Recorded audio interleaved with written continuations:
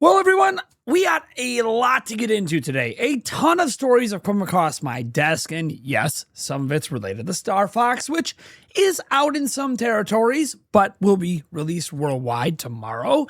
We have some other stuff to get into here as well, some more sales data information. We have some other stuff. Dude, there's just a lot.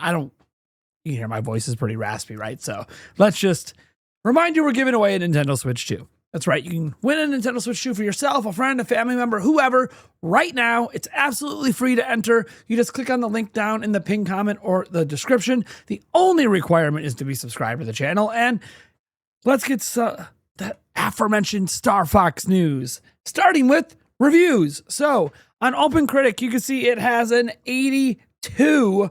And then Metacritic, the one that the industry seems to care more about, it has an 81.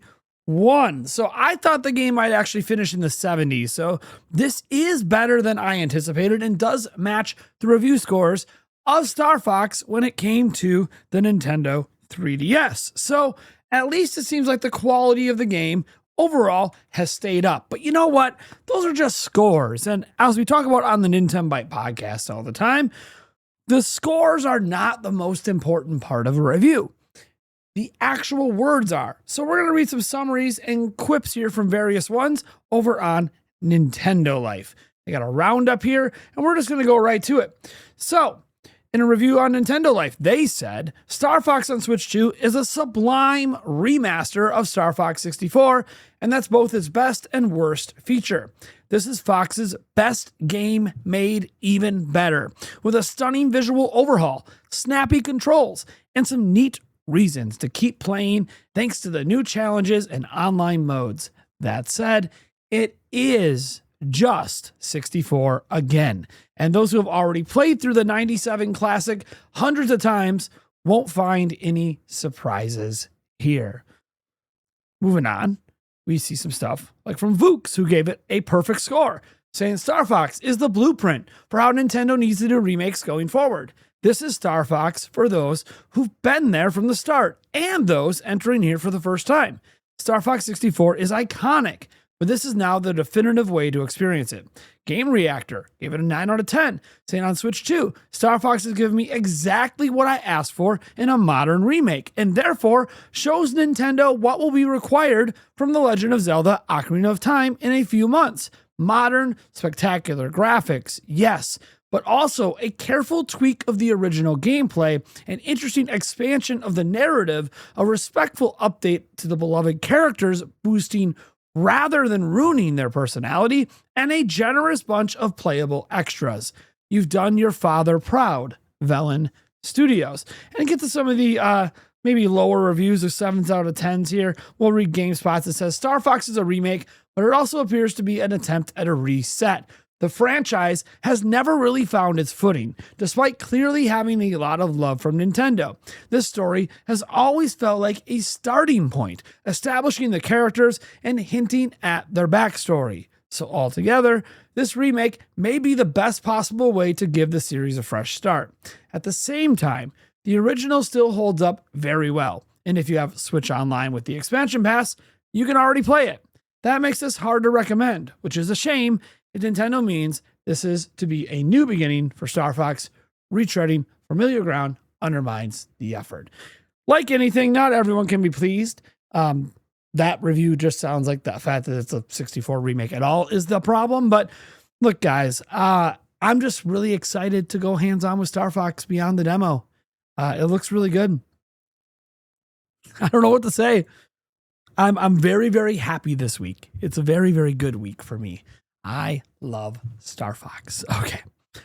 Let's get into a little PSA reminder if you live in Japan and eventually South Korea.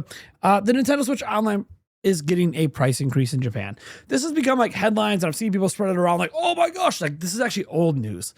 It's just we've now reached the starting date of when it's going to be happening. You can see how much it's going up, right? Individual 1 month, equivalent of $1.89 US to $2.47, and etc. on down. You can see it's still not like a crazy expensive online experience, but Nintendo previously announced this, and it's also going to be happening in South Korea. So it's not really like new news, but of course it is about to happen. So since it's about to happen, it's kind of like an update and a reminder, if you live in those territories, to not be shocked if your next NSO bill is more expensive. Now, yesterday we talked about game sales, and I mentioned, Amazon and Walmart kind of go head to head, but one thing I forgot to mention is that Prime Day is happening, which is one reason why Amazon is being so aggressive with their sales. And another reason that Walmart's like, hey, we want to take advantage of Prime Days and try to price match some of your stuff. So I just thought it'd be cool to kind of glance at some of this stuff. And you can come in here and see, Metroid Prime 4 Beyond down to $44.99. Very easy recommend at that price point. Same with Legend ZA down there as well. You see Sonic Racing Crossworlds down there at $40, an easy recommend.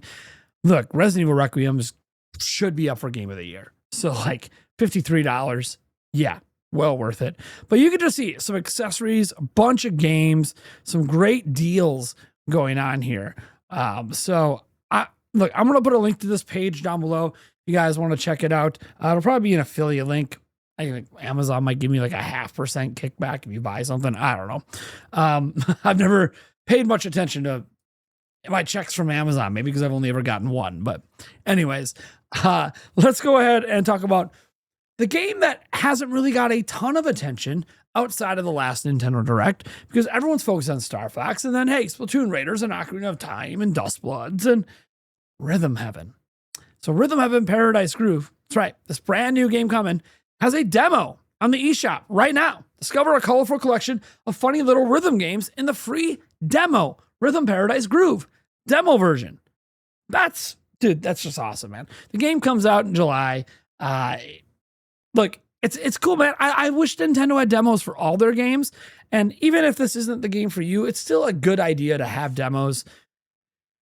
You know what's also kind of interesting? Watching physical comeback. So we've been just assuming we're going to be going to an all digital era one day. And I do think at some point the future of the game industry is going to be that.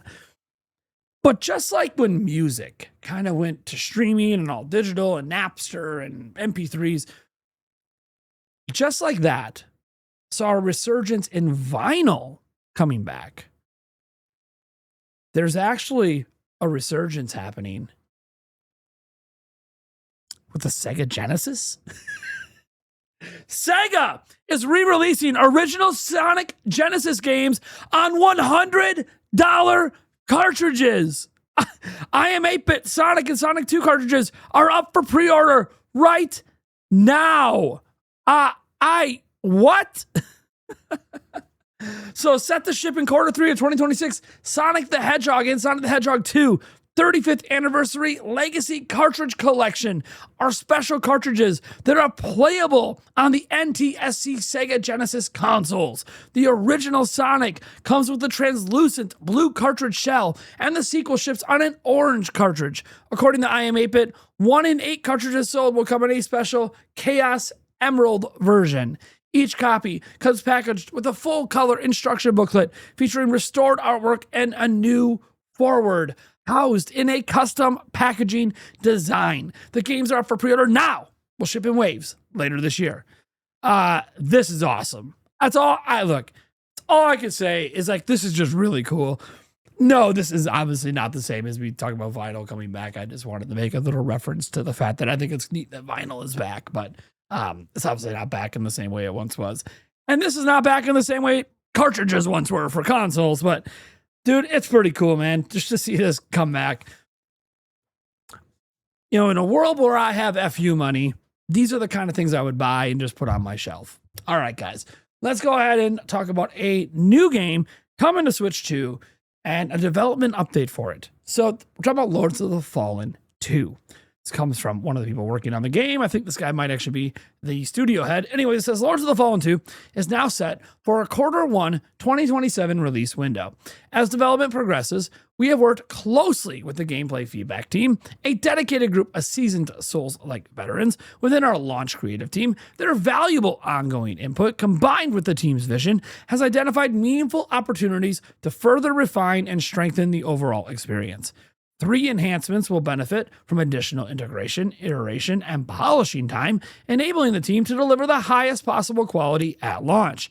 This update release window also strategically positions Lords of the Fallen 2 outside of the highly competitive holiday season.